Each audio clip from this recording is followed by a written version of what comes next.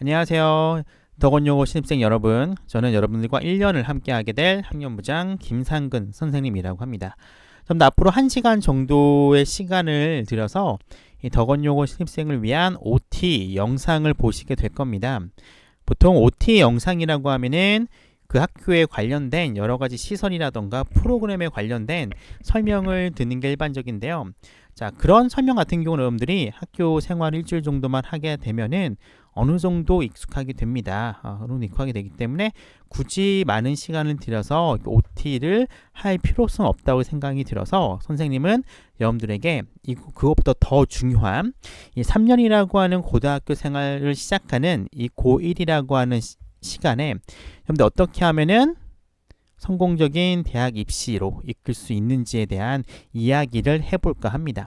특히 이제 중학교에서가 놀라운 여러분들 같은 경우에는 이 3년 뒤에 이제 펼쳐진 2년이 정확히 얘기하자면은 2년 뒤에 여러분들이 경험하게 되는 입시에 대해서 그렇게 크게 고민을 안 해본 친구들도 많을 것 같아요. 하지만 여러분들이 맞이하게 될 대학교 입시라고 하는 것들은 중학교 때 생각했던 거와는 굉장히 수준이 다를 겁니다. 여러분들이 생각했던 것보다 훨씬 더 많은 것들을 해내야 되고요. 체계적이고 전략적인 방법을 가지고 접근을 해야지만이 여러분들이 2년 뒤에 맞이하게 될 대학 입시에 대해서 성공적인 결말을 맞이하지 않을까 생각이 듭니다. 자, 그럼 본격적으로 굉장히 입시가 변하고 있거든요. 이런 변화된 입시에서 여러분들 나름대로의 대응 전략이 있을 겁니다. 그런 전략들을 좀 더 제가 좋게 하기 위해서 이와 관련된 입시 전략 강의를 시작하도록 하겠습니다. 자, 첫 번째입니다. 자, 굉장히 입시가 많이 바뀌고 있거든요. 이 변화하고 있는 입시 지형에 대해서 제가 간단하게 설명을 해드리도록 하겠습니다.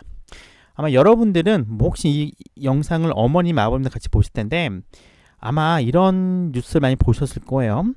예전에는 수시라고 하는 전형이 한 70% 정도 차지하던 때가 있었는데 여러 가지 많은 사건으로 인해서 수시의 비율이 줄어들고 수능 100%라 할 수 있는 정시 전형이 많이 늘고 있다는 소식을 들었을 겁니다. 심지어 인서울 같은 경우에는 50% 정도까지 실제적으로 늘어나는 경향이 있어요. 그러다 보니까 많은 친구들이 나는 그러면 정시를 공부해야 되는 거 아닌가, 정시에 대해 좀 더 신경을 써야 되는 게 아닌가라는 생각을 하고 있어요. 물론 그게 수치만 보면은 틀리다라고 할 수는 없습니다. 그리고 여러분들이 2년 뒤에 수시 말고 내신도 안 좋고 학생부 내용이 조금 미흡해서 난 순으로 가겠다라고 마음을 먹는 친구가 있을 거예요.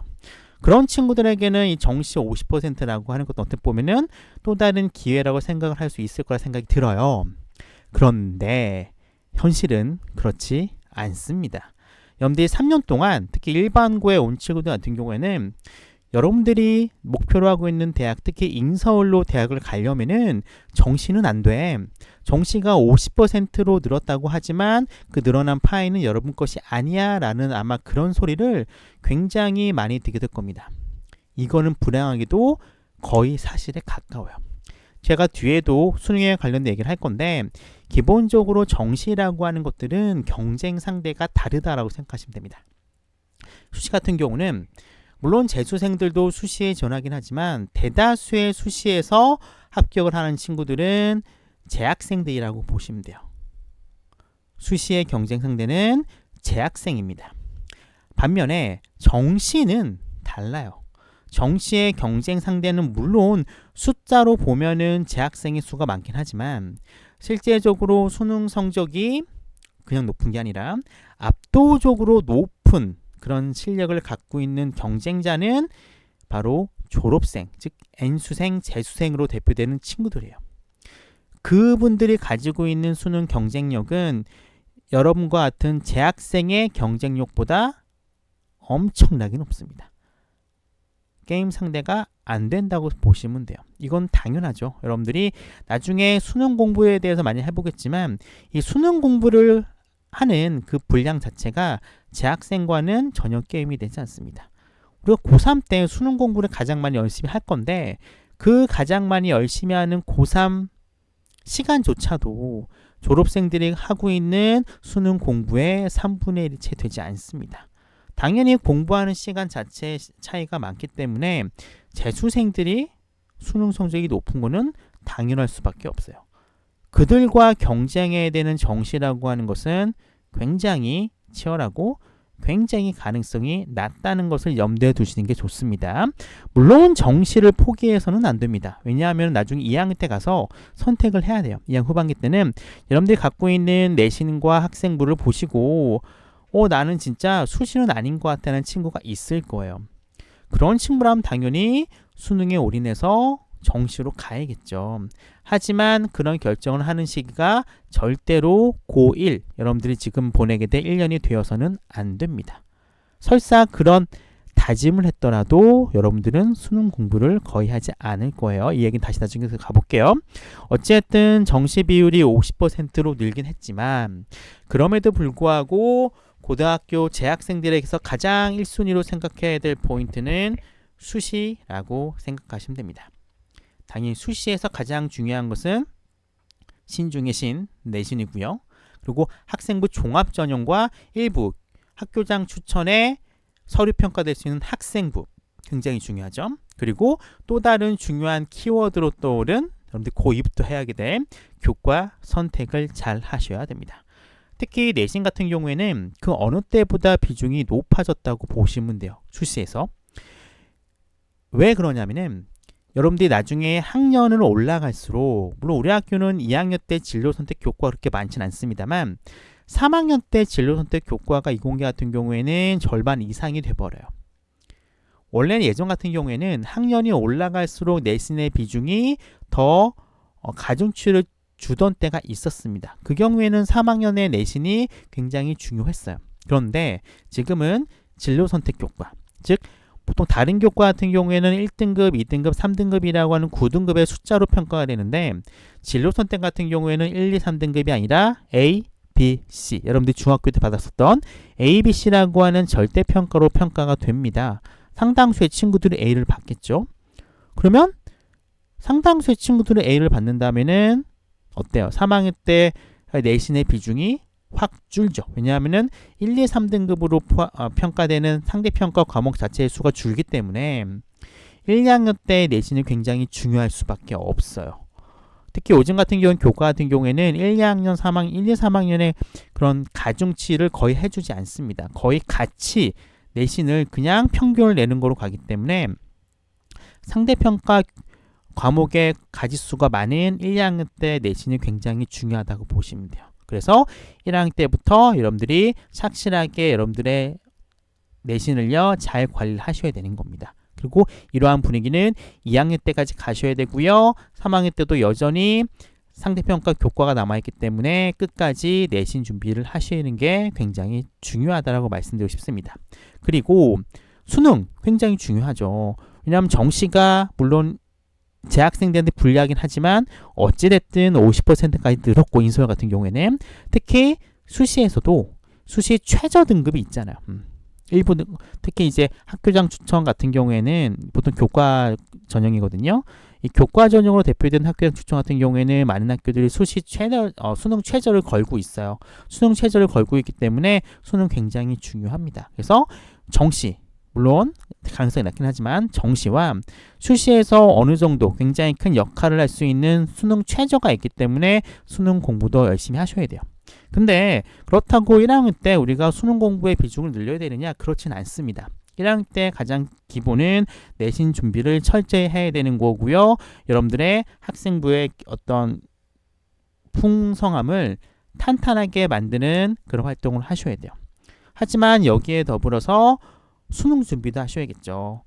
기본적으로 본격적인 수능 과목이 등장하는 시기는 2학년 때입니다. 2학년 때 배우는 사회랑 과학 과목, 수학 과목들이 수능 시험 범위에 포함이 되는 거고요. 1학년 때 같은 경우에는 사회과학과 수학이 수능 시험 범위에 포함되진 않아요. 기껏 해봤자 국어와 영어 정도가 이제 국어, 특히 영어 같은 경우는 시험 범위에 딱히 없고 국어 같은 경우도 시험 범위에 그렇게 딱 정해지진 않잖아요. 어쨌든 국어와 영어를 중심으로 해서 공부를 하셔야 되고요. 수학 같은 경우에는 지금 배우는 수학 자체가 여러분들이 2학년 때 배우게 될 수원 수2의 기본이 되기 때문에 탄탄한 기본기를 만드는 자세로 수능 준비를 하실 필요가 있습니다. 자, 이제 두 번째는 제가 말씀드리고 싶은 거는 학생부 기재 변경 사항에 대해서 얘기를 할 거고요. 소제목 보시면 아시겠지만 선택과 집중이라고 타이틀을 매겨봤습니다. 학생부 기재가 작년부터 지금 2학년이 되겠죠. 많은 변화를 보이고 있습니다. 이런 변화는 여러분들 똑같이 적용되고 있습니다. 기본적으로 우리가 소위 얘기하는 교내 대회에서 우수한 성적을 거두면은 상을 받죠. 예전에는 이 상 자체가 학생부 종합전형에서 굉장히 중요한 역할을 했습니다. 하지만 여러분들의 선배인 지금 고2 선배부터 이 학생부에 들어가는 수상이 대학 수시에서 반영되지 않습니다. 그러다 보니까 이 수상이라고 하는 게 학생이 갖고 있는 학업 역량을 표현하는 굉장히 중요한 요소였는데 이게 사라지게 되니까 상대적으로 교과 세특이라던가 탐구활동 그리고 내신의 중요도가 높아지게 됐기 때문에 굉장히 신경을 많이 써줘야 되고요. 그리고 자율동아리라는 게 있었습니다. 물론 지금도 있긴 해요. 자, 이 자율동아리가 미반영돼요. 보통 동아리는 학교에서 정식으로 만든 정규 동아리가 있고 학생 스스로가 만든 자율 동아리가 있었습니다만 고2부터 여러분들 포함해서 고2부터 이 자율 동아리가 학생부에 미반영됩니다. 그러다 보니까 상대적으로 정규 동아리의 중요도가 높아졌어요. 그래서 여러분들 나중에 동아리를 입학하고 나서 신청을 할 건데 굉장히 치열하게 여러분들이 동아리 신청을 할 겁니다. 하지만 여러분들이 원하는 동아리에 합격을 하지 않더라도 크게 실망할 필요는 없습니다. 그건 제가 잠시 뒤에 말씀드릴게요. 자, 개인 봉사활동도 역시 미반영입니다. 우리가 보통 봉사활동도 굉장히 학종이라는 영역이 중요하다고 평을 하는데 개인 스스로가 학교 밖에서 했던 봉사활동이 예전엔 들어갔는데 지금은 들어가지 않습니다. 대신에 봉사활동 전체가 미반영이야? 그건 아니에요.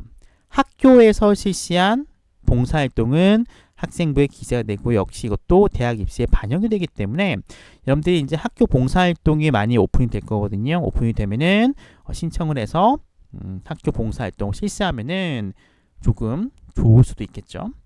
그 다음에 이제 영재 발명 관련된 사항들이 미반영이 되게 되는데 보통 고등학교 1학년 같은 경우에는 영재학급이라고 하는 걸 모집을 합니다. 근데 예전에는 영재학급에 참여했을 때 했었던 모든 프로그램들이 학생부에 기재가 됐는데 작년부터 이 영재학급에 참여하더라도 여기에 했던 모든 활동들은 학생부에 기재가 되지 않습니다. 않기 때문에 이제 얼마 안 있으면 영재학급을 모집을 할 건데 이걸 모집을 할 때 좀 고민을 해서 참가 신청을 해주면 될 것 같습니다. 자, 독서활동 상황, 이 학생부를 보시면 물론 여러분들 이제 중학교 때는 유심히 보지는 않을 거예요. 고등학교 와서는 열심히 볼 건데 학생부에 보면 9번에 독서활동 상황이라는 게 있어요. 독서활동 상황이라고 하는 것들은 책 제목과 저자명을 적는 공간인데 이 공간이 대학 입시에 반영되지 않습니다. 근데 중요한 것은 학생부에 있는 독서활동 상황이 대학에 미반영되는 거지 여러분들이 고등학교 생활 전체에 걸쳐서 했었던 독서활동 자체가 미반영되는 건 아니에요. 이게 무슨 얘기냐면은 학생부에 다른 항목이 있어요. 각 교과에 있는 교과 세특도 있고 자율과 진로와 동아리라고 하는 창체 활동이 있는데 그 안에는 독서 활동이 들어갈 수가 있습니다. 그래서 여러분들이 하게 될 탐구 활동과 연계해서 한 독서 활동이라면은 학생부에 기재 가능하고 역시 이것도 대학 입시에서 평가 대상이 되기 때문에 독서 활동도 굉장히 중요합니다. 더군다나 독서 활동 자체는 특히 1학년 독서 활동 자체는 이 수능 국어를 준비하는 데 있어서 굉장히 중요한 항목이거든요. 그렇기 때문에 1학년이 다른 학년에 비해서는 시간적 여유가 있잖아요. 시간적 여유가 있을 때 조금 폭넓은 다양한 주제의 독서 활동을 하는 것은 학생부 종합전형을 위한 준비일 뿐만 아니라 실제로 수능, 비문학 영역에 관련된 배경지식이라던가 그리고 굉장히 비문학 지문이 어렵거든요. 이런 것을 대비할 수 있는 충분한 수능 준비로도 가능하기 때문에 독서 활동은 좀 꾸준히 해주셨으면 좋겠습니다. 굉장히 많은 부분들이 지금 고3은 이게 다 반영이 되고 있는데 이제 2학년과 1학년은 반영이 되질 않아요. 굉장히 많이 여유가 생기죠. 교내대회도 거의 열리지 않고 열더라도 참여를 거의 안 할 것이고, 예전에는 자율동아리를 심지어 3, 4개, 4개까지 했지만 이제는 정기동아리 하나만 하면 돼요. 그리고 개인 봉사활동이라고 해서 방학이라던가 방과 후에 열심히 하긴 했지만 이제 이것도 하지 않겠죠. 자, 그리고 어쨌든 독서활동 상황 지금은 해야 되는 겁니다. 어쨌든 앞에서 얘기했었던 여러 가지 많은 시간을 잡아먹을 수 있는 활동들을 굳이 할 필요가 없기 때문에 굉장히 여유가 있을 거예요. 하지만 이 여유를 정말로 여유가 있다라고 생각하시면 안 돼요. 이런 것들이 반영되지 않는다면은 이것들을 대체할 만한 다른 포인트를 준비하셔야겠죠. 당연히 학교 시험 준비를 열심히 해서 좋은 내신을 받으셔야 되고요. 교과 시간이건 창체 시간이건 많은 탐구 활동을 하셔가지고 학생부를 굉장히 풍성하게 만드셔야 됩니다. 외향적으로 굉장히 여유가 있을 것처럼 보이지만 실제로는 굉장히 여유가 없는 타이트한 생활이 기다리고 있다는 사실을 기억해 주셨으면 좋겠습니다. 자, 세 번째는 수능에 대해서 이야기를 할까 합니다. 수능 굉장히 중요하죠. 특히 정시가 인서울 기준으로 아마 50%까지 늘어날 거예요. 여러분들이 대학에 들어가는 2025년 입시에서는. 그리고 수시에서도 학교장 추천으로 대표되는 교과 전형과 일부 논술 전형에는 수능 최저가 들어갈 겁니다. 이렇기 때문에 여러분들 수능 굉장히 준비를 많이 하셔야 돼요. 하지만 제가 아까 말씀드렸지만 1학년 때부터 수능에 올인하기에는 아직 수능 보기에 시간이 너무 많이 남아 있습니다. 그래서 지금부터 수능 올인을 해서 수능 준비를 한다라고 하는 것들은 어떻게 보면 굉장히 효율적인 준비라고 할 수는 없어요. 그리고 아까 말씀드렸지만 그래도 여러분들이 목표로 하는 대학이 인서울에 있을 것이고, 인서울 대학에 들어갈 수 있는 방법은 정시보단, 즉 막강한 수능력을 가지고 있는 재수생이 버티고 있는 그들과 경쟁을 해야 되는 정시보다는 여러분들과 똑같이 3년이라고 하는 고등학교 생활을 보내게 될 재학생과 경쟁하게 될 수시로 인서울대학에 도전하는 것들이 정말로 훨씬 쉽다라고 말씀드리고 싶습니다. 따라서 여러분들이 지금 해야 될 거는 수능 공부해야 됩니다. 하지만 우선순위는 수시에 우선순위를 두고 대입을 준비하는 것이 전략적이다 라고 말씀드리고 싶습니다. 물론 수능은 당연히 준비하셔야 돼요. 왜? 최후의 방어선이죠. 수능이라고 하는 것들은 만약에 수시에서 실패했을 경우에 정시라고 하는 또 다른 카드를 쓸 수 있는 그런 방파제 역할을 하기도 하고, 그리고 수시에서 수능 최저라고 하는 녀석을 해내기 위해서, 특히 수시에서 수능 최저를 통과할 수 있는 수능 점수라고 하는 것들은 굉장히 막강한 무기가 될 수 있습니다.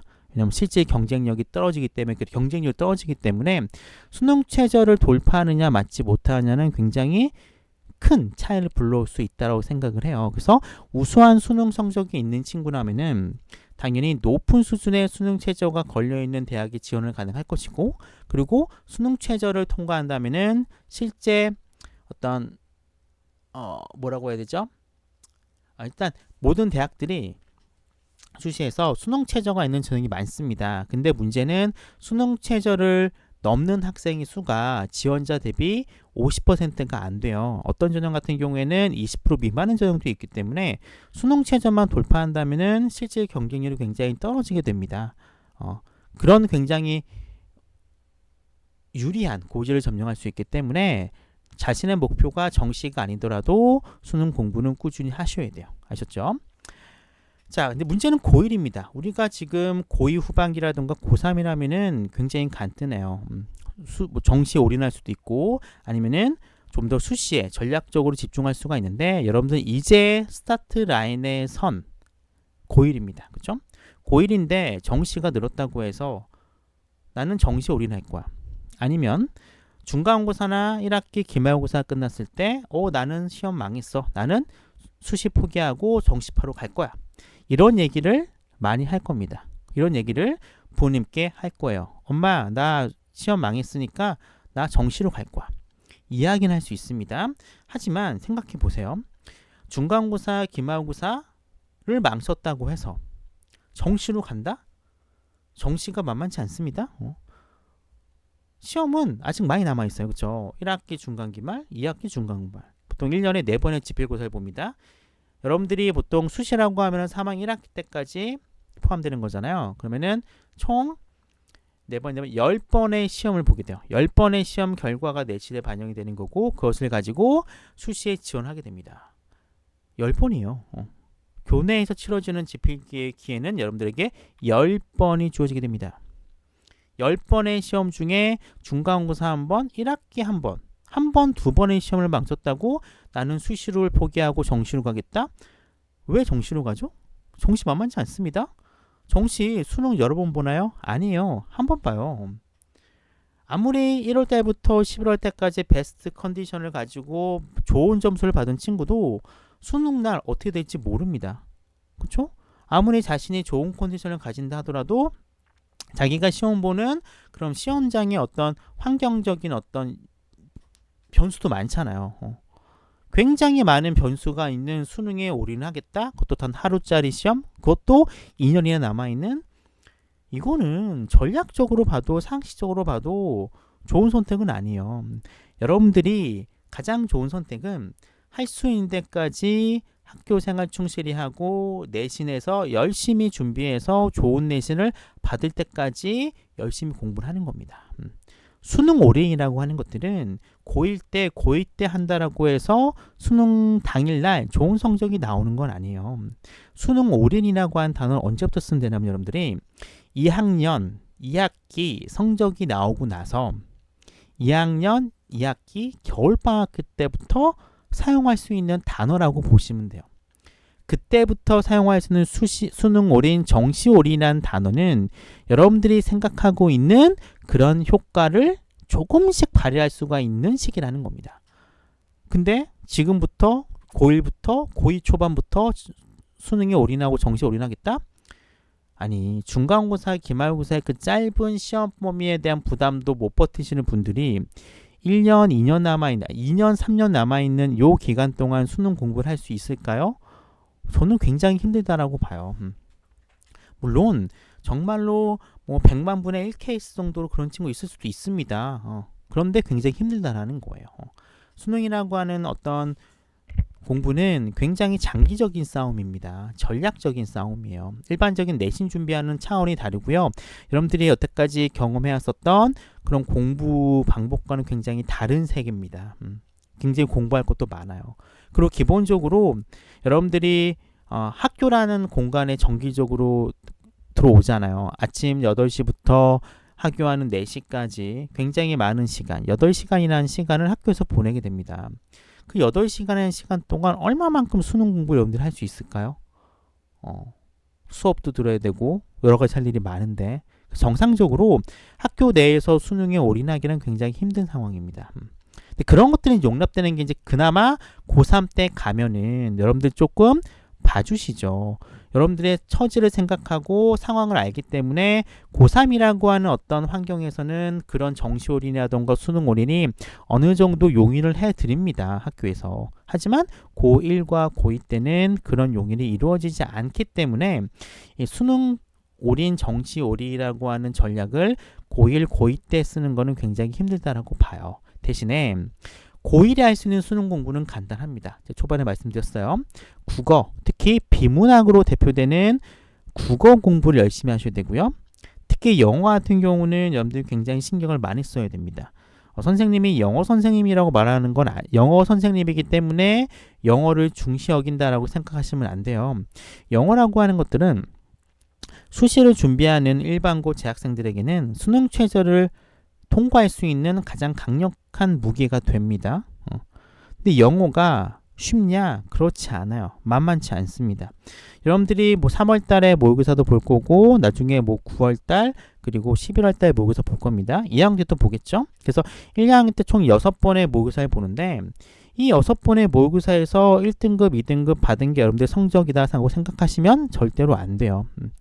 여러분들의 모의고사 성적은 재학생끼리의 경쟁일 뿐입니다. 근데 제가 말씀드렸어요. 수능에서 실제 수능에서 상당수 1등급을 차지하시는 분들은 재학생들도 있지만 거의 40% 이상이 재수생 이상의 졸업생 분들이 1등급, 2등급을 잡아먹습니다. 이런 분들이 들어오지 않은 상황에서 자기가 모의고사 1등급, 2등급 받는 게 무슨 의미가 있습니까? 자기의 모의고사 등급이 1, 2등급이고 내신이 3, 4등급이야. 이 격차가 크네. 나는 그러면은 수시는 포기하고 모의고사 1, 2등급 나오니까 정시로 가야겠다. 아니에요. 학력평가 점수는 여러분들이 나중에 등급으로 판단하시면 절대로 안 됩니다. 학력평가, 특히 1학년 때 2학년 때 학력평가의 점수는 등급으로 평가하는 게 아니라 원점수로 판단하셔야 돼요. 여러분들이 받은 원점수가 얼마만큼 100점에 가까이 있느냐로 판단하셔야 됩니다. 특히 최상위권 학생 같은 경우에는 1등급 받았다고 좋아하시면 안 됩니다. 그 1등급이 상대평가 과목의 경우에는 90점을 받고 1등급 받을 수 있는 거고 100점을 받고도 1등급 받을 수 있는 거예요. 90점과 100점이 같은 1등급이지만 그 학생이 정말로 실제 수능에서는 같은 등급을 받을 수 있을까요? 같은 등급을 받지 못합니다. 90점을 학생은 당연히 실제 수능에서 90점 못 받을 확률이 높고요. 설사 90점을 받았다 하더라도 재수생이 들어오기 때문에 등수에서 밀리죠? 이상 등급으로 떨어지게 됩니다. 실제 많은 재학생들이 1학년 때 우수한 성적을 받다가 3학년 때 특히 재수생이 들어오는 6월과 9월 수능에서 등급이 떨어지는 그런 사례가 수두룩합니다. 그래서 여러분들이 모의고사를 보고 나서 내가 잘 봤다라고 판단할 경우에는 자신의 점수를 100점을 기반으로 봤을 때 얼마만큼 100점에 가깝냐라고 판단하시면 돼요. 소위 얘기하는 올 1등급 학생들도요. 자만해서는 안 됩니다. 그 올 1등급이 모든 과목에서 100점을 받아서 올 1등급이라면은 그 친구는 가능성이 높죠. 정시에서도 가능성이 높은 친구인데 그냥 1등급에서 문을 닫고 들어온 친구들이라면은 그 친구들이 1등급이라고 해서 정시에서 좋은 성과를 거두느냐? 그럴 가능성이 굉장히 희박하다는 겁니다. 그래서 가장 중요한 거는 고1 학력평가 점수를 받았을 때 절대로 여러분들이 받은 등급에 대해서 너무 과신하지 말아라. 과대평가하지 말아야 됩니다. 그런 등급들은 재수생이 포함되지 않는 허상일 뿐이다 라고 기억해 주시면 되고요. 가장 중요한 것은 우리가 사회랑 과학 과목을 지금부터 준비할 수는 없잖아요. 보통 국수형 위주로 수능 준비를 하게 되는데 수학 같은 경우에는 여러분들이 1학년 때 배우게 될 수학 과목 자체는 수능 범위가 아니에요. 2학년 때 배우게 될 수 1, 2부터 수능 시험 범위가 들기 때문에 보통 수학 같은 경우에는 내신을 중심으로 여러분들이 2학년 때 배우게 될 고1과 고2를 위한 기초를 탄탄히 닦는 그런 용도로 쓰셔야 됩니다. 그리고 참고로 수 1, 2 선행 같은 경우는 많은 친구들이 선행을 하고 온 상태일 텐데 굳이 이제 선행을 하면은 나쁘진 않은데 너무 지나치게 뒤에 거를 공부할 필요는 없다고 생각을 해요. 물론 여러분들이 들어오기 전에 수도 학도 돌리고 어떤 친구 같은 경우는 수 1, 2 어떤 친구는 심지어 미적분까지 듣고 온 친구들이 많은데 어차피 그런 수 1, 2와 미적분을 공부할 건 아니잖아요. 1년 동안 어차피 여러분들은 공부할 부분은 내신 시험 범위에 포함되는 수학이라고 하는 과목이기 때문에 일단 요거에 대해 추천을 다 하셔야 됩니다. 만만치는 않아요. 이 내신 시험 자체도. 그리고 여러분들이 수 1, 2를 선행해야 될 시기는 뭐 한 친구도 어쩔 수 없고 1학년 겨울방학 때부터 하셔도 됩니다. 충분하다고 생각이 들어요. 겨울방학 때 가서 수 1, 2 하시고 기하하셔도 됩니다. 미리 선행을 많이 하실 필요는 없어요. 일단 중요한 거는 1학년 수학에서 관련된 내신을 탄탄히 해서 좋은 내신을 받는 게 중요한 거고 국어와 영어 같은 경우는 조금 달라요. 국어와 영어는 당연히 내신 준비를 철저히 하시는 거 맞는데 평상시에 이제 국어 같은 경우는 국어와 영어 같은 경우는 충분히 1학년 때부터 수능 준비를 할 수가 있는 유일한 과목입니다. 국어 같은 경우에는 특히 비문학 위주로 준비를 하시면 되고 영어 같은 경우는 꾸준히 독해, 어휘학습, 듣기학습을 꾸준히 하셔야 돼요. 비문학과 영어 같은 것을 왜 1학년 때부터 꾸준히 해야 되느냐? 이 두 영역은 고3 때 가서 굉장히 점수가 올리기 힘듭니다. 굉장히 힘들어요. 힘들고 이게 단시일 내에 성적 상승이 이루어지지 않는 과목이기 때문에 고1부터 천천히 비문학과 영어, 독해에 관련되어 있는 어떤 기초를 다져야 되고 내공을 키우셔야 됩니다. 이 두 과목은 단시간 내에 효과가 보기 힘든 과목들이기 때문에 천천히 준비하셔야 돼요. 기초가 탄탄하지 않으면 고3 때는 굉장히 낭패가 돼요. 다른 과목도 마찬가지긴 하지만 특히 국어 비문학과 영어 독해 같은 경우에는 여러분들이 고1일 때 학력평가를 통해서 접해봤었던 지문과 고3에 들어갔을 때 접해보게 될 지문의 수준 차이가 너무 심해요. 너무 심하기 때문에 어떻게 보면 큰 충격을 받을 수도 있어요. 고1일 때 국어와 영어 성적이 좋았던 친구들도 고3 들어가서 등급이 수두룩 떨어집니다. 수준 차이가 너무 나기 때문에 그래요. 그래서 비문학과 영어 같은 경우는 이게 두 과목은 학년 구분이 없는 유일한 과목이잖아요. 이런 것들을 1학년, 2학년 기출문제 풀어보시고 특히 어느 정도 실력이 되는 친구들은 고3 수준까지 쭉 풀어보셔야 돼요. 그래서 비문학과 영어 독해 같은 경우에는 2학년이 끝났을 때까지는 2학년 때 끝나고 겨울방학 때 들어갔을 때 늦어도 고3 들어가기 전까지는 실제 고3 수능 수준까지는 올려놓으셔야 됩니다. 올려놓으셔야지 고3 때 가서 수능 공부라던가 다른 대입을 준비하는데 굉장히 수월해져요. 고3 때 가면은 여러분들이 국어 비문학과 영어에 대해서 시간을 많이 들일 수가 없어요. 워낙 다른 게 해야 될 게 많기 때문에 수학도 해야 되고 탐구 영역도 해야 되는 거잖아요. 그래서 이런 것들은 고2가 끝나기 전까지는 어느 정도 선까지는 완성 단계까지 만들어 놓으셔야 돼요. 여유가 있잖아요. 아직요. 여러분들 지금 고1에 들어왔기 때문에 2년이란 시간이 남아있다라고 보시면 돼요. 절대로 국어 비문학과 영어 독해는 수능 보기 3년이 남아있다고 생각하시면 안 돼요. 요거는 여러분들이 2년이라는 시간을 잡아두고 공부를 하셔야 됩니다. 특히 국어 비문학은 너무 어려운 내용이에요. 그래서 제가 얘기했던 거는 비문학 꾸준히 공부하셔야 되고 문제집 말고 독서도 많이 하셔야 된다고 말씀드린 거예요. 비문학을 대비하기 위해서. 영어 같은 경우에는 기출문제 많이 풀어보시고요. 실력이 되는 친구들은 바로 고3 기출문제를 풀어보시고 그거로 꾸준히 연습을 해보시는 것도 좋은 방법이 되고요. 특히 영어 같은 경우는 단어 학습이 굉장히 중요하잖아요. 여러분들 지금 단어 학습하지 않으면 고3 가서도 단어 외워야 됩니다. 그럴 시간 없습니다. 고3이 되기 전까지 1년 고1과 고2 시간 동안 어휘력도 수능 수준까지 만들어 놓으셔야 돼요.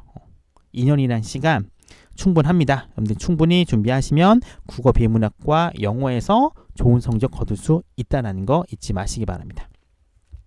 자, 네 번째 여러분들 말씀드리고 싶은 거는 내신입니다. 내신 굉장히 중요해요. 어떻게 보면은 실제 대입에서 가장 중요한 걸 두 개를 꼽자면은 내신과 수능이라고 볼 수 있습니다. 특히 일반고, 수시에서 성과를 거둬야만 되는 여러분들이라면은 내신은 특히 수능보다 더 중요할 수 있다고 생각을 해요. 내신 같은 경우에는 수시에서 거의 평가의 50% 이상을 차지한다라고 보시면 됩니다. 내신은 간단합니다. 이 숫자만 보면은 이 학생이 우수한지 우수하지 않은지가 그대로 드러나잖아요. 그렇죠? 근데 문제는 여러분들이 고등학교 때 맞이하게 될 내신이라고 하는 이 두 개의 단어는 중학교 때 내신과는 정말로 개념도 다르고 이걸 얻기 위해서 여러분들이 목표로 했었던 점수를 따기 위해서 들여야 되는 노력 그리고 경쟁의 강도가 너무 다릅니다. 특히 여러분들의 중학교 때 성적은 절대평가예요. 그렇죠? ABC 등급이 나옵니다. ABC 등급 절대평가가 나오기 때문에 시험 문제도 절대 어렵게 내진 않아요. 왜? 절대평가는 등수를 나누는 시험이 아니에요. 그렇죠? 학업 성취도를 측정하는 시험이기 때문에 소위 얘기하는 킬러 문항, 소위 얘기하는 쪼잔한 문항들이 나오지 않습니다. 근데 고등학교는 상대평가로 치루어져요. 물론 고2 들어가서 몇 개의 교과와 3학년 때 한 절반 정도의 교과가 이 ABC로 측정되는 진로 선택 교과이긴 하지만 고1과 고2 때 거의 대다수의, 고1은 전체예요. 대다수의 교과는 상대평가로 치러지게 돼요. 상대평가가 뭡니까? 등수로 여러분들의 등급이 매겨진다는 거예요.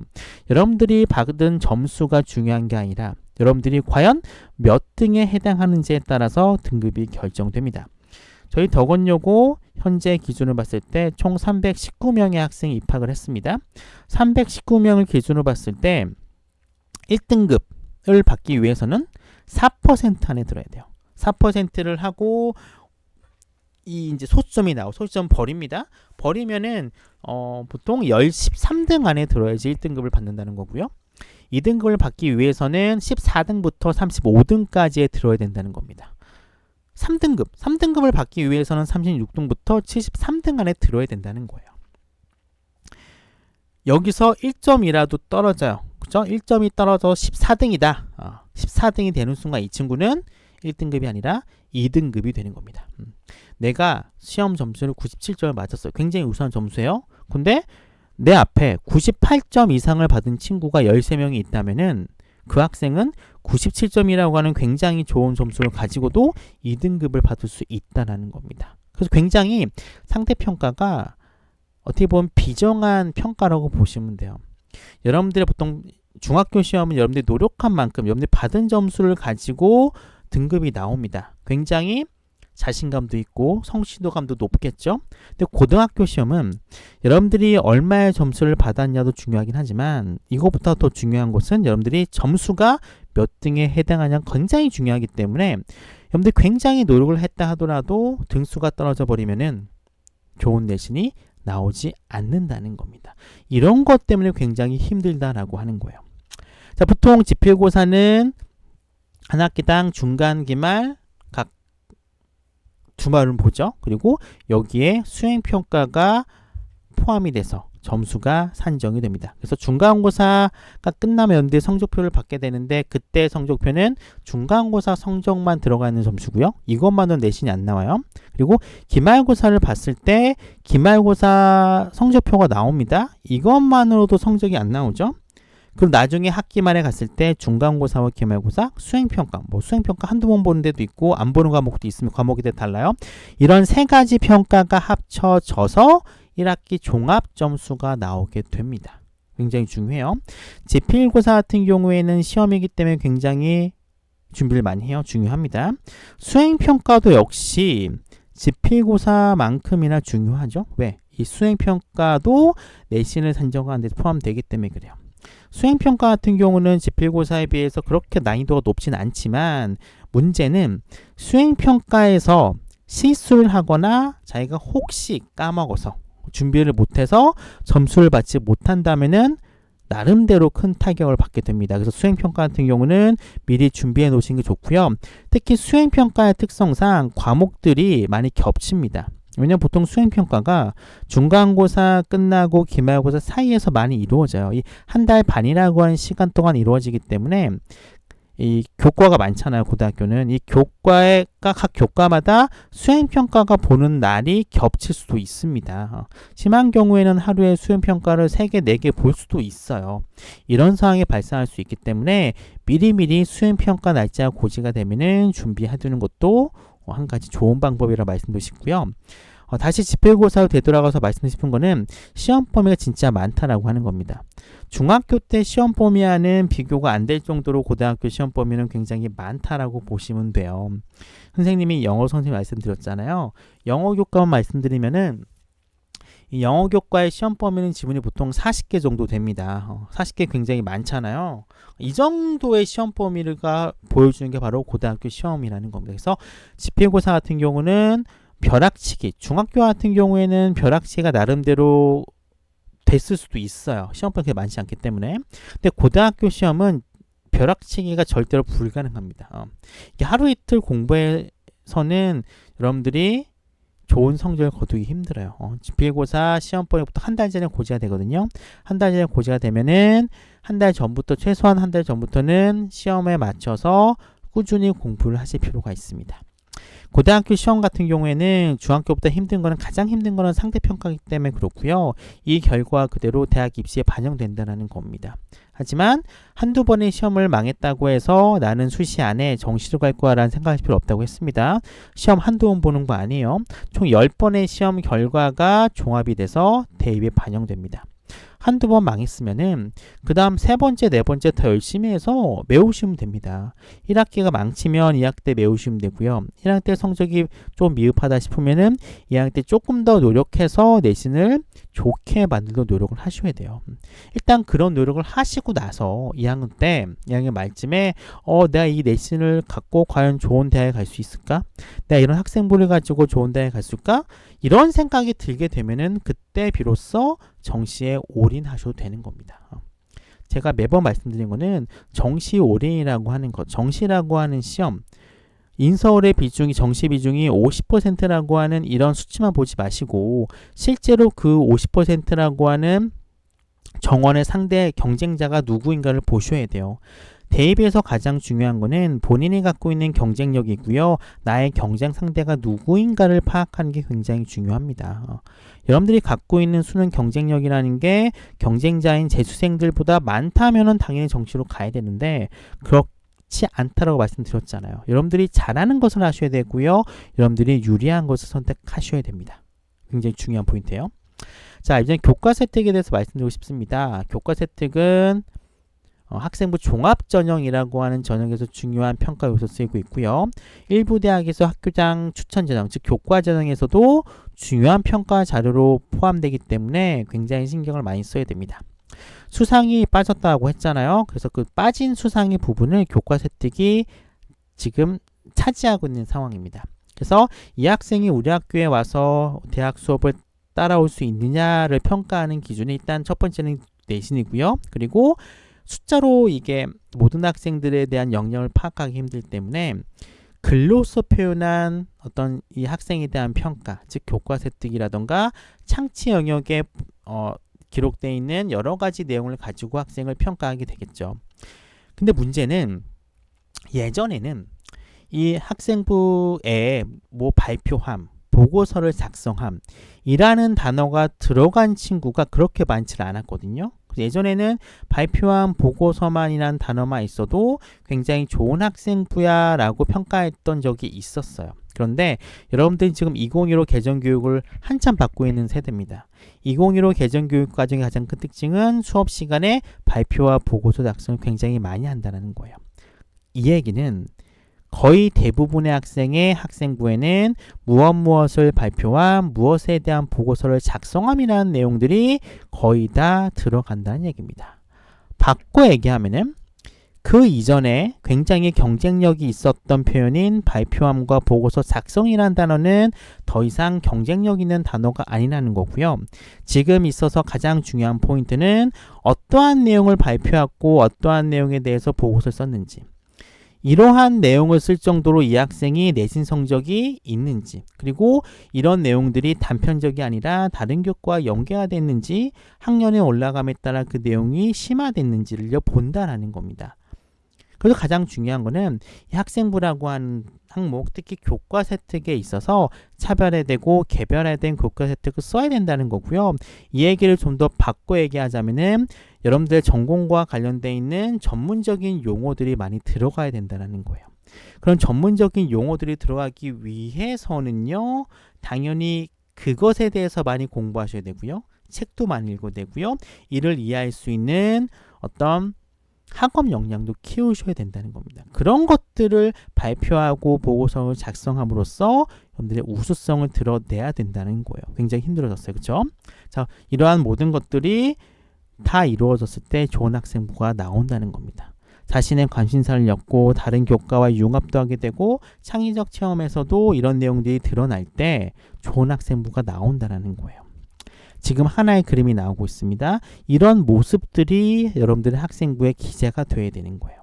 각 교과별로 따로 노는 것도 아니고 교과 따로 창세 따로가 아니라 이러한 모든 것들이 유기적으로 엮어져서 이 학생부만 보고서라도 이 학생이 우수한지 우수하지 않은지를 판단하도록 만들어야 된다는 겁니다. 근데 워낙 요즘 학생들이 발표도 많이 하고 보고서도 많이 하기 때문에 웬만한 노력이라던가 웬만한 주제를 하지 않고서는 이런 차별화가 드러나지 않는다는 겁니다. 그래서 더 좋은 주제를 가지고 좀 더 심도 있는 주제를 가지고 발표하고 보고서를 작성해야 된다는 거예요.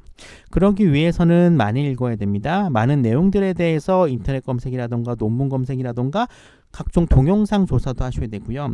이를 요약한 내용들을 교실에 게시하셔야 되고요. 이를 친구들한테 프레젠테이션도 하셔야 되고요. 이를 바탕으로 종합적인 보고서를 써야 된다는 거예요. 저는 이러한 것들을 뭐로 표현하냐면은 3R2P라고 표현합니다. 읽고요. 조사해요. 게시합니다. 교실에. 그리고 이 내용들을 수업 시간과 창세 생활에 프레젠테이션을 발표를 해요. 그리고 마지막으로 체계적인 내용을 작성을 해서 보고서를 작성해야 됩니다. 이 내용들이 학생부에 들어가야 되는데 이 내용들이 별개의 사건으로 가는 게 아니라 하나의 주제를 가지고 유기적으로 이어져야 된다는 거예요. 이러한 책을 읽고 이러한 점에 호기심을 느껴서 이러한 포인트를 조사하였고 이를 학교 게시판에 게시함. 이후 이러이러한 주제를 수업 시간에 발표함. 이러이러한 주제를 이러이러한 것을 바탕으로 발표함. 후속 연계 활동으로 이런 주제에 대해서 이러한 면의 포인트를 둬서 이런 내용의 보고서를 작성함. 이라고 하는 일련의 흐름이 교과서 혜택이든 창체에든 드러나야 된다는 겁니다. 이렇게 유기적으로 연결된 내용의 학생부 내용이 많은 친구들이라면은 당연히 학생부 종합전형에서 결과가 좋아질 수밖에 없다라고 보시면 됩니다. 자, 굳이 진로라는 게 굉장히 중요할까요? 중요합니다. 중요하지만 모든 내용들이 자신이 하고 싶은 진로라던가 전공학과와 연결될 필요는 없어요. 가장 중요한 것은 내가 이런 과목에서 이런 것들을 연구하고 공부할 정도로 노력하고 있습니다 라는 것이죠. 무슨 얘기냐면은 국어 시간에 이 학생이 의대를 지원한 학생이에요. 의대를 지원한 학생이라면은 의대와 관련되어 있는 여러 가지 주제들 이런 것들을 국어 시간, 영어 시간 발표하는 거 나쁘지 않습니다만 이런 것도 중요하지만 국어 시간에 어떤 문학 작품에 대해서 탐구하고 이것을 굳이 자신의 관심사인 의학 관련과 억지로 연계시킬 필요는 없다라는 거예요. 국어라면은 어떤 특정 문학 작품에 대해서 조사하고 다른 작품과 비교하고 이런 것들만 보여줘도 좋다라는 겁니다. 이를 굳이 억지로 자신의 진로와 전공과 연결시키려고 노력할 필요는 없어요. 무슨 말인지 아시겠죠? 그리고 탐구 주제로 어필을 많이 해야 되는 겁니다. 단순하게 교과서만으로 알 수 있거나 누구나 알 수 있는 주제로 하기보다는 이 학생이 어떤 책을 읽고 이 책에서 궁금증을 느껴서 이 궁금증의 내용을 수업 중에 했던 내용과 연계해서 좀 더 깊은 내용의 주제를 가지고 발표하고 탐구하는 거로 가야 돼요. 이런 것들은 제가 나중에 기회가 되면은 다시 말씀을 드리도록 하겠습니다. 그리고 심화 확장이 이루어져야겠죠. 1학년은 좀 편합니다. 1학년은 처음이잖아요. 항상 누구에게나 처음은 쉬워요. 처음은 어떤 주제, 어떤 분야든 다 오케이입니다. 부담이 없어요. 대신에 나중에 점점 학기 말로 가고 학년이 올라갈수록 주제의 어떤 내용이라던가 어떤 분야 같은 경우는 좀 더 심화되겠죠. 좀 더 어려워야 되는 겁니다. 이런 것들을 여러분들이 차근차근 빌드업을 쌓아 가셔야 되고요. 이런 것들을 잘하기 위해서 해야 될 여러 가지 것들을 제가 1년 동안 차근차근 여러분들에게 알려드리도록 하겠습니다. 발표하고 보고서 많이 쓰고 좋아요. 하지만 단편적이거나 파편화된 것, 즉 따로 떨어져 있기보다는 왜 이 학생이 이런 주제에 대해서 발표를 했을까? 왜 이 학생이 이런 주제에 대해서 보고서를 썼을까라고 하는 내용을 학생부의 다른 항목에서 알 수 있게끔 해야 됩니다. 그러기 위해서는 당연히 각 교과 혹은 창체와의 연계성이 굉장히 필요하겠죠. 자, 주제가 거창해야 될까요? 1학년은 그럴 필요 없다라고 말씀드렸습니다. 1학년 같은 경우는 굉장히 편하게 생각하시면 돼요. 여러분들이 관심 있는 주제에 대해서 탐구하고 발표하고 스크랩 하시면 됩니다. 물론 1학년 때부터 자기의 전공과 관련되어 있는 여러 가지 이론이라던가 용어들을 많이 발표하는 것도 좋겠죠. 하지만 그런 것들은 고2 때, 고3 때 들어가도 충분합니다. 고1 때 해야 된 것들은 여러분들이 고2 때, 고3 때 뭘 해야 될지 모르잖아요. 어떻게 바뀔지 모릅니다. 이런 것들을 위해서 다양한 분야에다가 씨앗을 뿌리는 단계다라고 생각하시면 돼요. 씨앗을 많이 뿌려야지 여러분들이 나중에 고2 때, 고3 때 이게 걷어들일 수 있는 어떤 수확물의 양도 많아지게 되고 종류도 많게 돼요. 이럴 때 엮을 수 있는 게 많겠죠. 굉장히 유리해질 수 있기 때문에 1학년 같은 경우에는 일단 씨앗을 많이 뿌리는 단계다라고 생각해 주시면 됩니다. 당연히 본인의 성장이 보이는 주제면 좋겠죠. 1학년 때 했던 것들 중에서 사실 이제 포인트를 둬야 될 몇 가지 주제가 있잖아요. 이런 것들을 고2와 고3에 올라갔을 때 심화하고 확장하는 그런 활동을 하시면 됩니다. 제일 중요한 거는 여러분들이 뭘 해야 될지 모르잖아요. 그렇죠? 모르다면은 물론 이런 걸 모르기 때문에 외부 나가서 컨설팅을 받기도 하고 상담을 받기도 합니다. 뭐 그 나쁜 방법이라고 하진 않아요. 하나의 방법이기 때문에. 하지만 여러분들이 학교에서 가장 많이 보게 되고 직접 얼굴을 보게 되면서 많은 대화를 나누게 될 학교 선생님들이 계시잖아요. 각 교과의 선생님도 있고 담임 선생님도 있고 학년부장인 저도 있습니다. 궁금한 것이 있으면은 항상 그분들한테 물어보고 탐구 주제에 대해서 뭐 조언도 구해보고 이런 것들 많이 하셔야 되는 거예요. 이런 것들이 바로 컨설팅이고 상담이다라고 생각하시면 됩니다. 굳이 밖에 나가서 수백만 원짜리 컨설팅 받으실 필요 없습니다. 자, 창차활동도 굉장히 중요하죠. 교과 같은 경우에는 각 수업 시간 열심히 하시면 돼요.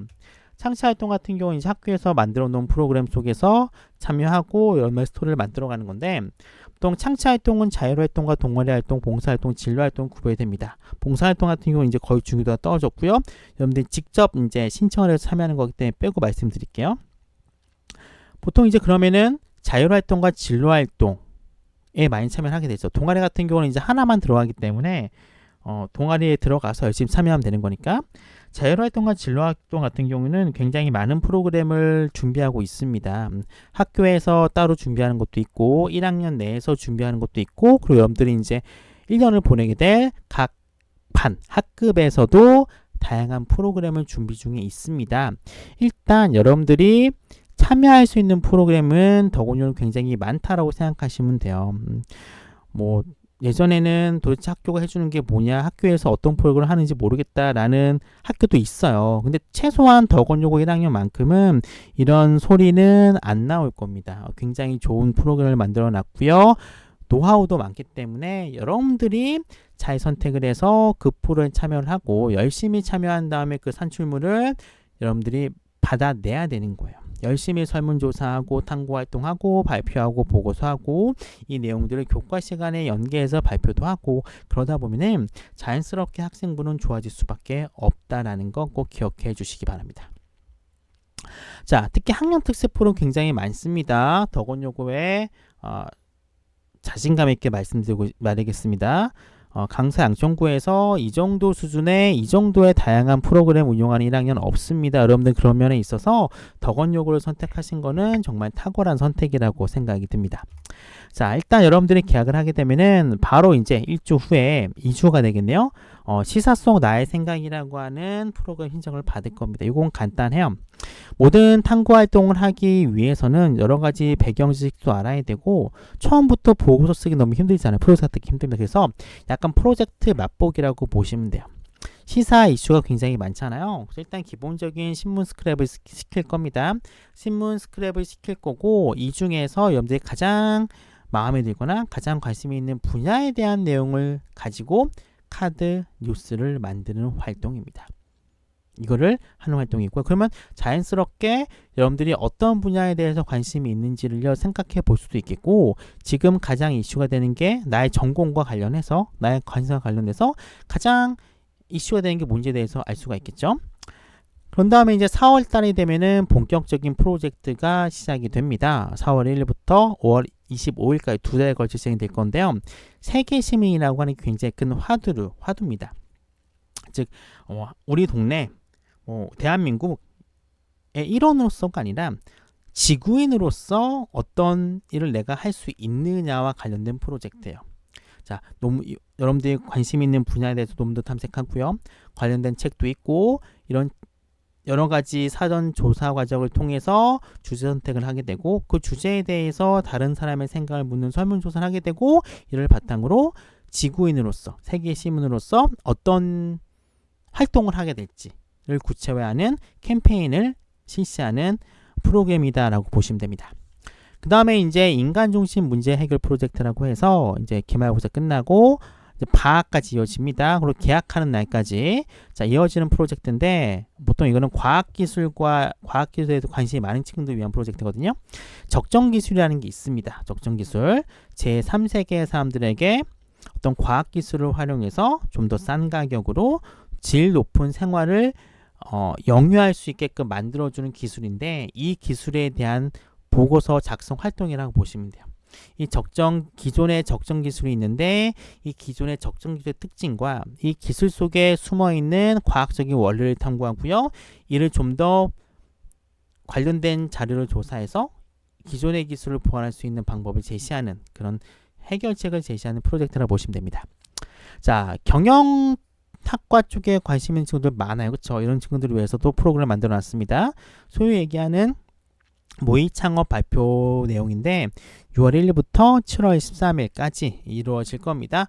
여러분들이 관심이 있는 시장에 대해서 분석을 하고 관련된 사업 모델을 분석하고 제시를 하게 됩니다. 그리고 이를 바탕으로 해서 여러분들이 기획하고 있는 여러 가지 사업에 대한 제안서도 작성하고 이를 한 5에서 7분 정도의 프레젠테이션을 통해서 사업 발표를 하는 그런 프로젝트라고 보시면 되고요. 자, 이제 9월달 2학기가 시작이 되면은 이제 조금 1학기 때 우리가 많이 트레이닝을 했기 때문에 수준을 조금 높일 겁니다. 자, 노벨 지식 연구 프로젝트라고 하는 건데 뭐 이름은 거창하긴 하지만 아주 어려운 건 아니에요.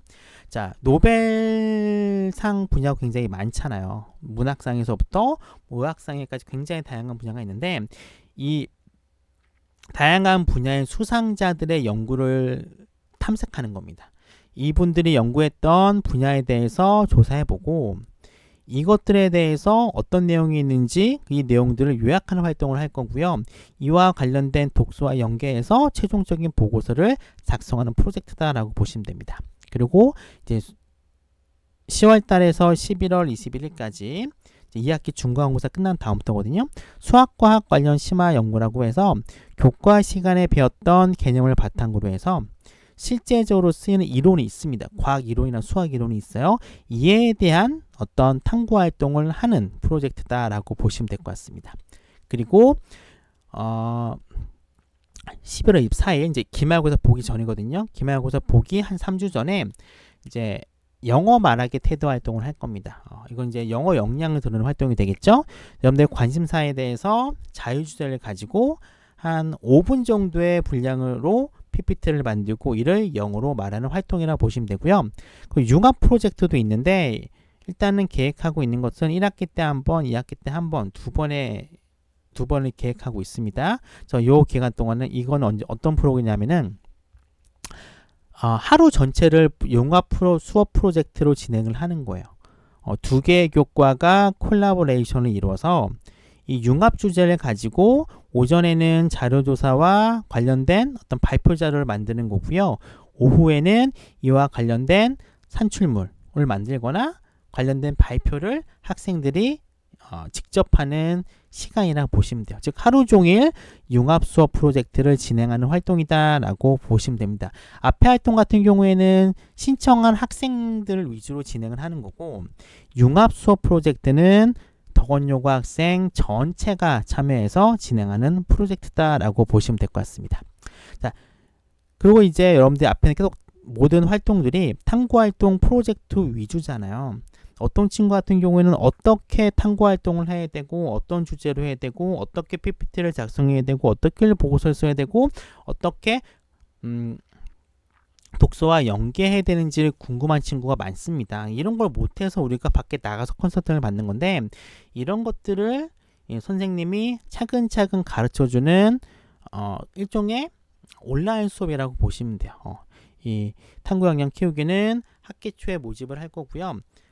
특정한 활동을 하는 건 아닙니다. 대신 여기에서 이런 탐구 활동을 하는 어떤 좋은 팁을 알려드리기도 하고 여러 가지 탐구 활동을 할 수 있는 주제도 제가 많이 던져 드릴 거예요. 그리고 뉴스 스크랩도 꾸준히 시킬 거고요. 그리고 교과 발표할 때 여러분들 보통 교과 발표를 학년 말에 몰아서 하거든요. 그래서 미리미리 좀 준비시키는 그런 활동을 준비할 겁니다. 그래서 탐구 활동 역량 키우기를요 1년 동안 진행을 할 건데 이런 활동을 통해서 여러분들이 차근차근 탐구 활동을 어떻게 해야 될지에 대해서 빌드업을 하는 과정이다라고 보시면 돼요. 그래서 여기서 꾸준히 트레이닝을 하시면은 고2 때, 고3 때 올라가시면은 여러분 스스로 이제 탐구 활동의 주제도 찾고 PPT도 멋지게 만들고 발표도 잘할 수 있는 그런 학생들이 되겠죠. 자, 그 다음에 이제 온라인 자학자습 프로그램이라는 게 있는데 이거는 이제 기존의 학교에 남아서 하는 자율학습과는 다릅니다. 우리 학교가 자율학습을 이제 뭐 코로나 상황 때문에 달라지긴 하겠지만 하긴 할 겁니다. 학교에 남아서 하는 거. 물론 학교에서 진행하는 자율학습은 강제로 하는 건 아니에요. 여러분들 신청을 받아서 신청자에 한해서 학교 열람실을 진행을 할 건데 그거와는 별개로 이 온라인 자학자습 프로그램들은 여러분들이 공부 계획을 세우면 되죠. 공부 계획을. 그리고 이 공부 계획에 따라서 하루에 여러 가지 공부를 하겠죠. 하루 동안. 그리고 공부하는 모습을 사진을 찍어요. 찍고 공부하는 모습에 담긴 사진을 클래스룸에 올리는 활동입니다. 매일 올려야 돼요. 시험 때 상관없습니다. 계속 올리는 거예요. 매일매일 여러분들이 한 공부의 어떤 한 모습을 사진을 찍어서 올리는 활동이야. 일종의 자신의 온라인 학습 기록물 제출이라고 보시면 됩니다. 나 오늘 하루 이런 공부했어요 라고 찍어요. 근데 많은 걸 찍는 게 아니라 딱 한 컷만 찍으시면 됩니다. 공부하는 점 한 컷만 찍으시면 되고 대신에 이제 사진을 올릴 때는 그날 날짜가 적혀있는 포스트잇과 함께 찍어서 올려주시면 돼요. 그리고 굉장히 많겠죠. 보통 이게 1기랑 나눠서 진행을 할 거예요. 1기는 1학기고 2기는 2학기겠죠. 보통 3월 중 이건 아마 바로 시작할 겁니다. 3월 14일부터 시작할 건데 3, 4, 5, 6, 7, 8 거의 한 횟수로는 6개월이고 실제는 5개월 정도 돼요. 그리고 날짜로 따지면 한 100일 정도 가까이 되거든요. 100일 중에 70% 정도의 참여를 학생한 친구만 이 내용을 학생부에 적어줄 거예요. 학교에서 하는 자율학습도 굉장히 중요한데 현재 개인적으로는 이 온라인 자학자습 프로그램에 참가했던 친구들이 저는 더 대단하다고 생각을 합니다. 어떤 친구는 정말로 단 하루도 빠지지 않고 자신이 공부한 모습을 사진을 찍어서 올린 친구도 많았어요. 작년에. 그리고 정말 참가한 학생 중에 한 절반 정도의 친구들이 70%의 어떤 목표 할당량을 채워서 학생부에 기재가 됐습니다. 저는 개인적으로는 학교에서 하는 자율학습 굉장히 중요하죠. 이것도 중요한데 매일매일 자신의 공부량을 기록하는 온라인 자학자습 프로그램도 굉장히 대단하다라고 생각을 합니다. 어쨌든 이런 프로그램을 준비하고 있으니까 꼭 참여해서 열심히 해주시기 바랍니다. 자, 이런 다양한 활동들이 준비되어 있습니다. 선생님이 밴드에도 미리 올려놨어요. 그렇죠? 그리고 전체 일정도 이렇게 만들어서 올려놨기 때문에 여러분들이 어떤 시기에 이런 프로그램에 참여해야겠다라는 계획을 세웠으면 좋겠습니다. 그러니까 너무 많은 프로그램에 참가할 필요는 없어요. 물론 다다 익선이긴 한데 여기 있는 모든 프로그램에 참여하면은 이 내용들을 학생부에 다 적을 수가 없어요. 굉장히 좋은 프로그램이 많지만 다 참가하지 말고 여러분들 고민해 보셔야 돼요. 내가 어떤 프로그램에 참가할지, 어떤 주제로. 자, 보통 한 3개 정도. 이 정도. 그러니까 뭐 자학자습 프로그램이랑 탐구와 역량 키우기는 이건 다 참여해도 되는 거고, 프로젝트가 있는 활동 있죠. 프로젝트가 있는 활동들은 다 참여하시면 너무 힘들어요. 보통 프로젝트가 세계시민, 모의 창업, 인간중심, 노벨 지식, 그리고 수학과학 탐구 5개잖아요. 영어는 뭐 많이 하더라고요. 5개의 프로젝트를 다 하실 필요는 없습니다. 다 하면은 이게 학생과 넘치기 때문에 기재되는 분량을 줄여야 돼요. 그래서 5개를 다 하기보다는 한 적게는 2개, 좀 부담된 친구들은 기본 한 3개 정도? 3개 정도만 참여하면은 충분히 자율활동과 진로활동의 학생부 내용이 정말로 좋아집니다. 지금 2학년에 올라간 선배들 요 프로그램에 참여했던 친구들은 정말로 좋은 자율활동과 진로활동 학생부 기록을 가지고 올라갔어요. 굉장히 높은 수준의 활동을 가지고 올라갔습니다. 서울에서 이 정도의 창치활동 기질을 갖고 있는 학생들 그렇게 많지 않을 거라 생각이 듭니다. 어찌됐든 너무 욕심 부려서 다 활동에 참여할 생각하지 마시고 최소 2개에서 3개 정도의 프로그램에 정말 착실히 참여하면은 그것만으로 굉장히 학생부의 질이 높아진다라고 보시면 될 것 같습니다. 자, 참가만 하면 되느냐? 아니죠. 물론 이 프로젝트 자체가 참가해서 보고서 작성까지 하면은 좋아요. 이렇게 딸랑 보고서만 쓰는 활동이 아니기 때문에 도움이 됩니다. 그래도 이왕 했으면은 책도 읽어보고 자기가 하고 싶은 어떤 탐구에 대해서 좀 고민을 많이 해보는 시간을 가졌으면 좋겠습니다.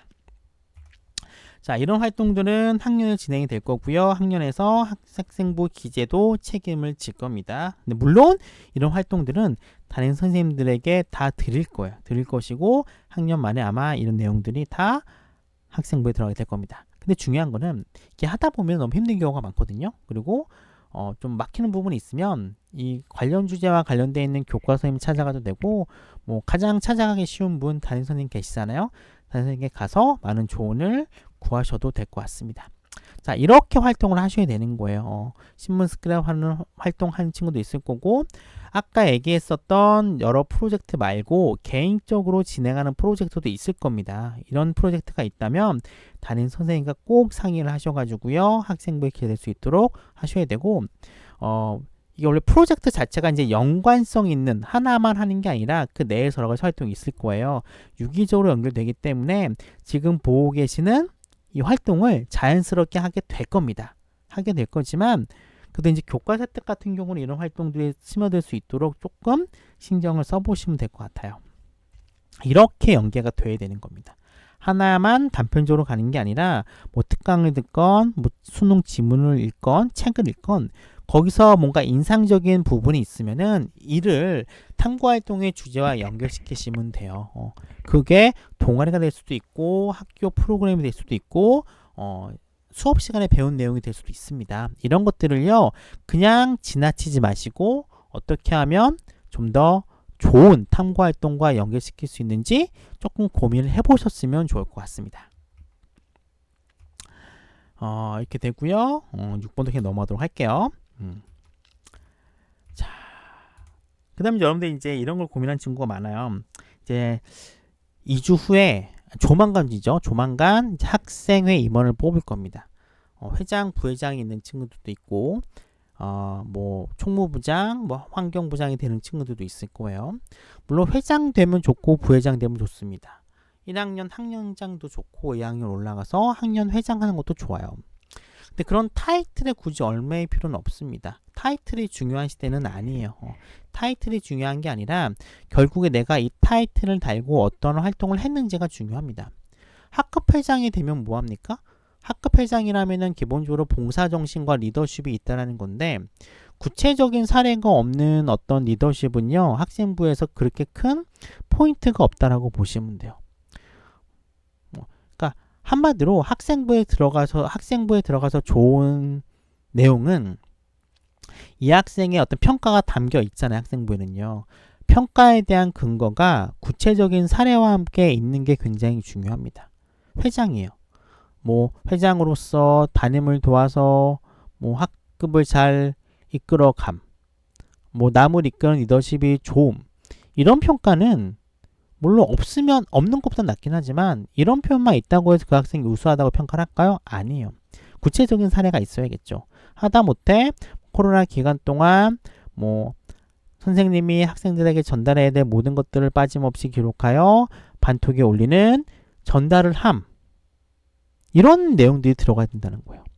회장이 아니에요. 근데 이 친구는 매일매일 학교에 일찍 와서 단 하루도 빠지지 않고 오자마자 교실 환기를 시켰어요. 그리고 주변에 쓰레기가 있으면 주번도 아닌데 청소를 합니다. 그 내용을 선생님 아시고 계세요. 이런 내용이 이제 적히면 굉장히 좋은 거죠. 이 학생은 매일매일 학교에 1등으로 와서 교실을 환기를 하고 교실에 떨어져 있는 쓰레기를 매일매일 치우는 학생임. 이런 표현은 앞에 나온 일반적인 내용이 적혀있는 학급회장이라는 기록보다 더 좋은 기록이다라고 보시면 됩니다. 그래서 타이틀 좋아요. 나쁘다는 거 아닙니다. 타이틀도 좋지만 타이틀의 어떤 역량을 잘 보여줄 수 있는 사례를 갖춘 경험이 중요하다는 겁니다. 그런 것들이 뭔지를 고민해 보셔야 돼요. 학급회장이 됐다는 게 중요한 게 아니라 학급회장으로서 내가 할 수 있는 구체적인 사례가 무엇인지를 고민해 보라는 겁니다. 자, 이번엔 탐구활동, 뭐 아까랑 이어지는 거라고 보시면 돼요. 탐구활동은 자신의 관심사를 아는 것이죠. 자신의 관심사를 알기 위해서는 당연히 책도 많이 읽어야 되고 신문도 많이 읽어야 되고 논문 같은 거 많이 읽어야 돼요. 교과서 속에 대한 어떤 개념에 대한 이해도 풍부해야 되는 겁니다. 그래서 주변에 있는 모든 것들을 자신의 관심사와 연결시키는 것도 좋아요. 버스를 타고 가다가 뭐 본 하나의 광고 장면이 될 수도 있는 거고, 뭐 TV를 보다가 본 어떤 드라마가 될 수도 있는 거고, 유튜브 영상을 보다가 재밌게 본 건데 한 장면이 될 수도 있어요. 이런 장면들이 자기가 지금 조사하고 있는 혹은 참여하고 있는 활동과 연계가 됐다면은 이를 기점으로 확장을 시켜보자는 거죠. 확장과 심화하는 게 어려운 게 아니에요. 굉장히 여러분들이 주변에서 쉽게 볼 수 있는 것에서부터 시작을 하면 됩니다. 주제 찾기 어렵죠. 내가 어떤 주제를 해야 될까? 어려워요. 하지만 평상시에 조금 관심사에 대해서 고민도 많이 해보고 책도 많이 읽어보고, 자기의 관심사가 많이 경영 쪽이에요. 뭔가 경영 쪽이라면은 돈과 관련된 게 많겠죠. 뭐 지나가다가 어떤 광고를 봤어요. 광고를 봤는데 이 광고가 왜 여기에 붙어 있을까? 라는 어떤 궁금증에서부터 시작이 되는 거고, TV를 보다가 왜 사람들은 TV를 안 보고 유튜브를 많이 볼까? 유튜브를 많이 보게 된 이유가 뭘까? 에서 시작된 궁금증을 가지고 미디어에 대한 탐구 활동을 시작해도 되는 겁니다. 아니면은 하다못해 학교 시간에 옆에 친구가 자고 있어요. 아니 왜 이 애는 옆에 자고 있을까? 라고 하는 호기심에서 교육에 관련되어 있는 어떤 교육 이론에 대한 어떤 연구로 확장시킬 수 있는 거죠. 그래서 탐구 활동이라고 하는 것들은 어려운 게 아닙니다. 주변에서 여러분들이 경험하고 직접 보고 듣는 것들을 에서 시작하시면 되는 거예요. 그래서 일단 여러분들 지나가다가 특이한 게 있으면 사진 찍으세요. 항상 휴대폰 들고 다니시잖아요. 사진 찍고, 사진 찍으면서 코멘트 잠깐 달고 기록해 놓으세요. 그리고 나서 나중에 탐구 활동할 때 그거를 좀 참조해서 보고서 쓰시면 좋겠죠. 독서 굉장히 중요합니다. 독서는 학종을 위해서만 하는 건 아니라고 말씀드렸어요. 독서라고 하는 것들은 수능을 위한 준비이기도 합니다. 비문학 굉장히 중요하고요. 영어 지문에서의 배경식 쌓는데도 굉장히 좋아요. 그렇다고 독서가 쉬운 책만 읽으면 안 되는 거죠. 뭐 수필 나쁘진 않지만 그래도 고등학생이 되고 좀 더 높은 수준의 탐구 활동을 하게 되고 수능 비문학 지문에 대해서 적응도를 높이기 위해서는 조금 어려운 수준의 뭐 인문학책, 과학책 이런 것들 좀 읽어봤으면 좋겠습니다. 자, 발표와 보고서 같은 경우는 제가 쭉 쓰긴 했지만 이러한 내용들은 좀 길게 얘기되기 때문에 나중에 탐구 역량 기르기에서 따로 설명을 해드리도록 하겠습니다. 자, 1시간 정도가량 제가 진행을 했는데요. 1시간이 넘었나요? 어쨌든 이 대학 입시라고 하는 것들은 이제 시작입니다. 여러분들이 어떤 대학을 가든 나중에 이 대학을 졸업하고 나서 어떤 직종이라든지 간에 가장 중요한 것은 스타트를 잘 끊는 거라고 보시면 돼요. 일단 여러분들은 덕원요고에 왔습니다. 개인적으로 스타트를 굉장히 잘 끊었다고 생각이 들고요. 이제 시작입니다. 앞으로 차근차근 여러분들 배워나가는 위치이기 때문에 하나씩 해 나가면 돼요. 하나씩 해 나갈 때 물론 실패할 수도 있고 돌풀이에 걸려서 넘어질 수도 있습니다. 하지만 거기서 주저앉아 버리면 끝이에요. 근데 그렇지 않잖아요. 여러분들은 그냥 한번 실패하면은 그 다음 기회가 있습니다. 이 고등학생이라고 하는 것들은 한 번의 실패, 두 번의 실패로 끝나는 건 아니에요. 한 번의 실패가 있으면은 두 번째 기회, 세 번째 기회, 네 번째 기회가 기다리고 있는 게 바로 고등학교 생활이라고 보시면 돼요. 한 번의 실패, 두 번의 실패는 여러분들의 최종적인 실패를 의미하는 건 아닙니다. 실패를 좀 진부한 얘기이긴 하지만 실패는 성공의 어머니라고 하잖아요. 실패를 안 하고 성공까지 가는 건 좋아요. 근데 그런 친구가 얼마나 되겠습니까? 대다수의 친구들은 하나하나의 실패를 걸음으로 삼고 영양분으로 삼아서 성공으로 간다라고 보시면 됩니다. 자, 여러분의 옆에 친구가 무엇을 공부하든 어디 학원을 다니든 그 친구의 점수가 몇 점이든 중요한 건 아니에요. 여러분들이 중요한 겁니다. 여러분 스타일대로 여러분들이 원하는 공부 방식으로 공부를 하시고 그런 방식에 따라서 준비를 차근차근 해 나가시면 돼요. 하다가 궁금한 게 많으면 선생님 찾아가시면 되고요. 저를 찾아오셔도 됩니다. 언제든지 문은 열려 있다는 거 기억해 주시고요. 자, 이제 여러분들은 덕원요고 학생이 됐습니다. 3년 동안 즐거운 시간 보내시길 바라고요. 특히 2022년 덕원요고 1학년 생활은 꼭 행복한 생활이 되기를 기도드리겠습니다. 자, 여러분들 덕원요고에 오신 것을 환영합니다.